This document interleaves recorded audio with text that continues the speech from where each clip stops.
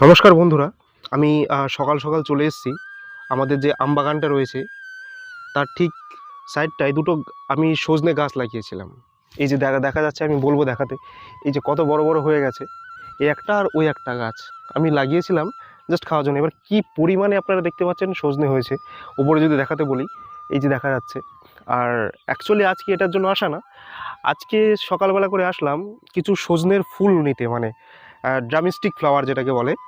এই যে আপনারা নিচে দেখাতে বলবো, যে নিচে পড়ে রয়েছে এই সজনের ফুল, কিন্তু আমাদের শরীরের জন্য খুব উপকারী একটা বিষয়, খুবই উপকারী। এবং শুধু সজনের ফুল বলে না, সজনের যে কোনো জিনিস, সজনের পাতা হোক কিংবা সজনে হোক, সেটা সবাই জানে সজনে আমাদের মানে শরীরের জন্য প্রচণ্ড উপকারী একটা বিষয়। আর ওর জন্য সকালবেলা করে আমি চলে এসেছি, যে সজনের ফুল আমি কিছু কুড়িয়েছি।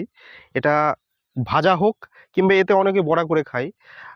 কথিত আছে যে যাদের বসন্তকালে যে বসন্ত রোগগুলো হয়, সেটা সবাই জানে বসন্ত রোগ সম্পর্কে। তো সেটা প্রতিরোধে খুব সাহায্য করে এবং এটা খেতেও খুব টেস্টি।